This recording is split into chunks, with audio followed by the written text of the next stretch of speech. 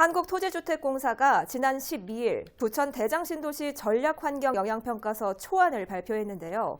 전체 부지의 약 4분의 1은 주택용지로 3분의 1은 녹지로 조성될 전망입니다. 특히 한국토지주택공사는 도로와 공항으로 인해 소음 피해가 예상되는 지역에 대해서는 별도의 대책을 내놨는데요. 자세한 이야기 김진재 기자와 얘기 나눠보도록 하겠습니다. 김 기자, 일단 이 부천 대장신도시에 어떤 시설들이 들어서게 되는지 살펴볼까요? 네, 일단 이 대장신도시 전체 부지는 약 340만 제곱미터인데요. 평수로 따지면 100만 평 정도가 됩니다. 네. 지도를 보면서 설명드릴게요. 이 LH는 전체 면적 중에 약 26.6%를 이 주택용지로 사용할 계획인데 이 세대수로 따지면 약 2만 세대가량이 됩니다. 또 29.3%는 공원과 녹지로 조성할 예정이고요.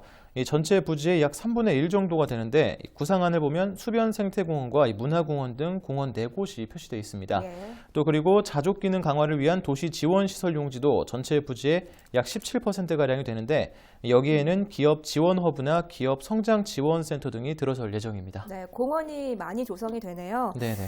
그런데 부천 대장신도시 말고도 3기 신도시로 지정된 계양신도시도 바로 옆에서 사업이 진행되는 걸로 알고 있거든요. 이 계양신도시와 비교하면 어떤 점이 다른가요? 네, 마찬가지로 이 부분도 화면 지도를 보면서 설명을 드리겠습니다. 네. 이 화면에 나온 지도가 이 계양신도시 토지 이용 구상안인데 이 녹지 비율이 약 30%가량이 됩니다. 이 법적 의무 비율이 20%인 점을 고려하면 대장신도시와 계양신도시 모두 이 녹지 비율에 신경을 쓴 것으로 볼 수가 있습니다. 네. 차이점이 있다면 계양신도시의 경우에는 자족 기능 강화를 위해 이 전체 부지의 약 40% 이상을 첨단 산업단지 등으로 조성할 계획입니다. 이를 통해 일자리 약 10만 개가 창출될 것으로 예상되고 있습니다.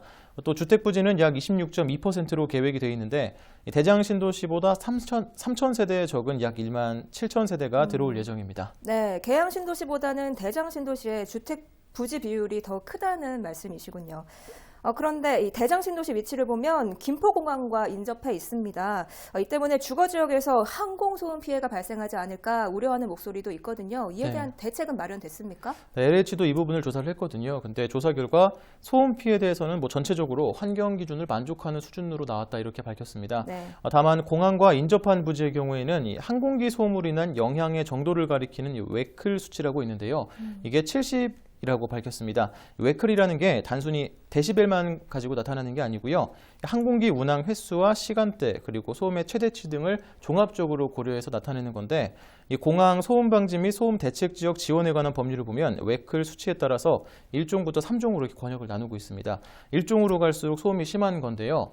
이 3종 구역의 경우에는 이 75웨클 이상 90웨클 미만 범위입니다. 그런데 대장신도시 일부 지역이 70웨클이라고 했으니까 여기에는 일단 해당되지는 않거든요. 네. 하지만 LH는 이 소음 예상 수치가 70웨클인 지역에 대해서는 비주거 시설을 배치하는 등 별도의 대책을 마련할 계획이라고 밝혔습니다. 그렇군요.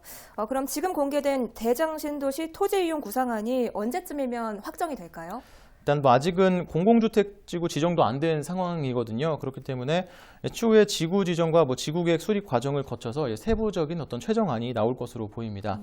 그렇기 때문에 지금 발표된 토지 이용 구상안도 그 과정 중에서 일부 변동이 있을 수 있는 상황이고요.